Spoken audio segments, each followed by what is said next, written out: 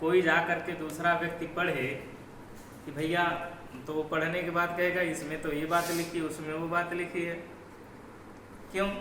क्योंकि वह डायरेक्ट सागर की तरह वो शास्त्र में घुस गया, मेघ की तरह, सूर्य भगवान की तरह प्रवेश होता और उतना ज्ञान होता, सूक्ष्म किरणों से जिस तरह खींच करके वह जल मेघ को देता है, मेघ बारिश करता समाज में, उस तरह यदि करता तब तो उसे भेद नहीं पता चलता कि इसमें ये चीज़ लिखा, उसमें वो चीज़। इसलिए शास्त्र पुराण जो है ये वेद का, शास्त्र का दूसरा स्वरूप है।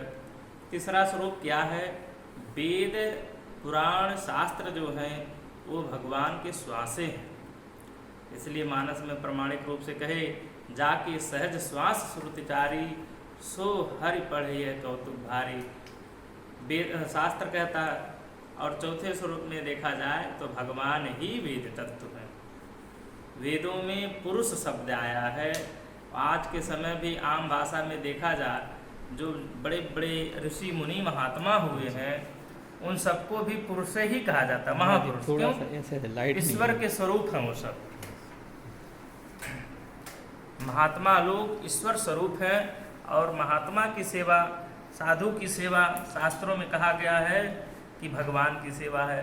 राम जी कहे कि मेरी सेवा करने वाला जीव उतना मैं संतुष्ट नहीं हो पाता हूँ, अन्य तो उसे प्राप्त हो पाता हूँ, लेकिन मेरे भक्त की सेवा करने वाला जीव मुझे भी प्राप्त करता है और संतुष्ट भी होता है, अपने को भी सब कुछ प्राप्त कर लेता है, जीवन में पूर्ति हो जाए। इसकी पुष्टि करते हुए देवगुरु बृहस्पति एक बार कहे, हे इंद्र, जिस भरत जी को आप रोकने जा रहे हो उनके राज्याभिषेक में बाधा पहुँचाए, ऐसा अपराध मत करना। क्यों? क्योंकि निज अपराध साहिन काहूँ। राम जी का कैसा स्वभाव है? निज अपराध, यानी अपना अपराध उनको कोई बात नहीं कि चलो भाई मेरा अपराध किया क्षमा कर देंगे, लेकिन कह रहे हैं जो अपराध भगत कर करही, राम रोष सो पावक जरही। यदि भगवान के भक्तों का कोई अपराध कर देता है तो समझो भगवान उससे अत्यधिक अपराधी घोषित कर देते हैं और अपना अपराधी समझ, अपने से भी बड़ा अपराधी समझ लेते हैं। इसलिए सुन सुरेश रघुनाथ स्वभाव, निज अपराध साहिन काऊँ, जो अपराध भगत कर करही, राम रोष सो पावक जरही। और दूसरे तरफ कह रहे हैं, हे सुरेश यानी हे इंद्र, मानत सेवक सेवा सेवकाय, सेवक वैर वैर अधिकाय। यदि भगवान के भक्तों की सेवा हो गई तो भगवान भी सोचते हैं, संतुष्ट होते हैं, आनंदित होते हैं, आह्लाद होता है उनके मन में कि मेरी सेवा हुई है, मेरी सेवा किया है, और उसे सब कुछ उठा करके दे देते हैं, प्रसन्न हो जाते हैं। क्यों? उसे दासा अनुदास समझ लेते हैं। जैसे गज का ग्राह ने पैर पकड़ा तो भगवान का पुकार किया गज ने, तो भगवान उसके पुकार पे दौड़े आए, लेकिन पहले ग्राह का उद्धार किया। ग्राह भी देख करके आश्चर्यचकित रहा, वाह प्रभु, आप भी बड़े विचित्र न्याय करता है। पीड़ित हमको किया, पुकारा मैं, आए हमारे बुलाने पे, लेकिन उद्धार उसका कह रहे हैं, ग्राह का। कहे गजराज, देखो आप कौन हो? कहे मैं आपका दास हूँ। और वो कौन है? कहा मेरा शत्रु। कहे ना, आपका पैर पकड़ा है, अर्थात वो दासानुदास हो गया, तो मेरे भक्त का पैर पकड़ने वाले का मैं पहले उद्धार करता हूँ, उसके बाद अपने भक्त का उद्धार करता हूँ। और एक साधारण सा उदाहरण लिया जाए, सामाजिक जो विज्ञान दृष्टि है, बिजली को कोई छू दे तो उसे पहले नहीं मारेगी, पीछे वाले को पहले मारेगी यदि उसे स्पर्श किया। विज्ञान भी दृष्टि बड़े अध्यात्म से मिलती जुलती है। इसलिए शास्त्र पुराण जो है ये विज्ञान ही है।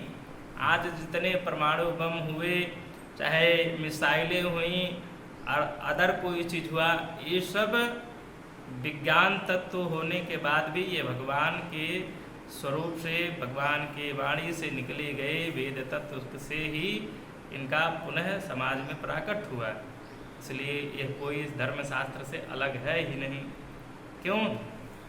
भगवान अपने भक्तों का उद्धार करते हैं। विज्ञान दृष्टि से देखा जाए बिजली को छूने वाला तो नहीं पहले मरेगा, लेकिन उसे यदि कोई छुआ हो तो वो पहले जाएगा।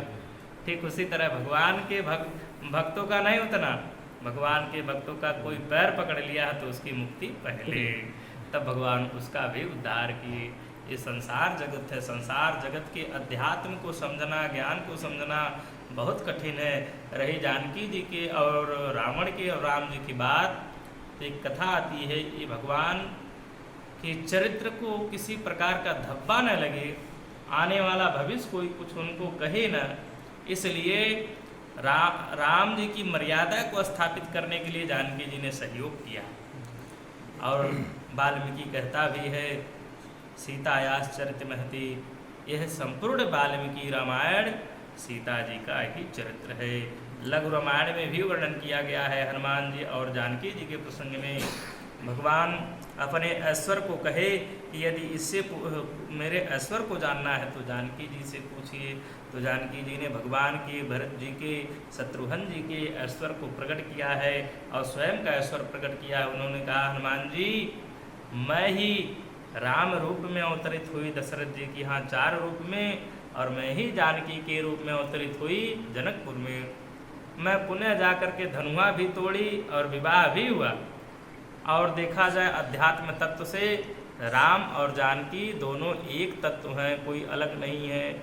मानस कहता है, गिरा अर्थ जल बीच सम, कहियत भिन्न न भिन्न, बंदहु सीता राम पद, जिन्हि परम प्रिय खिन। जैसे समुद्र और समुद्र की लहर नहीं अलग है, बाणी बाणी का अर्थ अलग नहीं है, उसी तरह राम जानकी भी कोई अलग नहीं है। ये तो लीला दृष्टि से 2 स्वरूप में राम जानकी रूप में विभक्त हुए हैं। मानो वही हनुमान जी से कहना चाह रही हैं जानकी जी, हनुमान जी मैं देखने में अलग हूँ, राम और जानकी वस्तुतः एक ही तत्व हूँ। और इसकी और भागवत से पुष्टि किया जाए तो आत्रेय जी और अनसुईया जी ने तप किया भगवान का स्मरण करके, तो तीनों ने दर्शन दिया। तो उन्होंने कहा, भैया मैं तो पूजन पाठ भजन तो एक ही का किया, लेकिन ये तीनों लोग कैसे? उन्होंने कहा, आत्री न भौत्रीय, मैं देखने में 3 हूँ, वस्तुतः एक ही हूँ, इसलिए मैं तीनों तुम पर प्रसन्न हूँ, वर मांगो। उन्होंने कहा, भैया जब प्रसन्न ही हो तो मुझे आप पुत्र रूप में प्राप्त हो।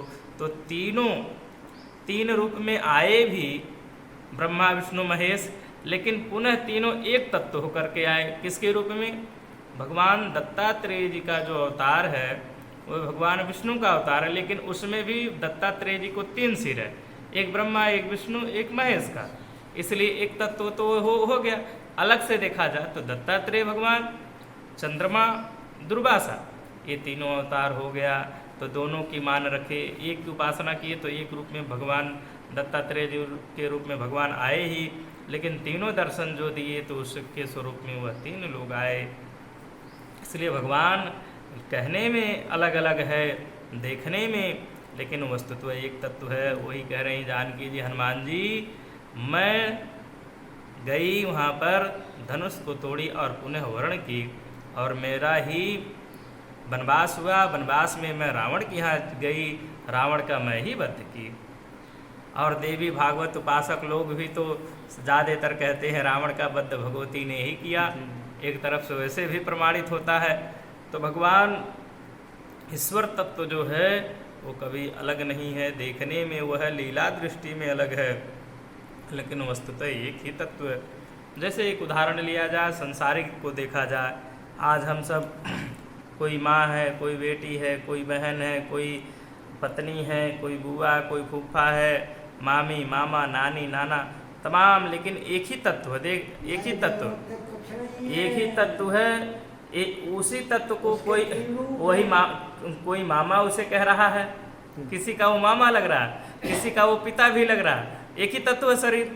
किसी का वो पति भी लग रहा है, किसी का पिता भी लग रहा है, किसी का स्वामी भी लग रहा है, किसी का साला भी लग रहा है, किसी का जीजा भी लग रहा है। उसी तरह भगवान के नानत्व जो लग रहा है देखने में, ये सब उसी परमात्मा के ही भिन्न रूप है। जैसे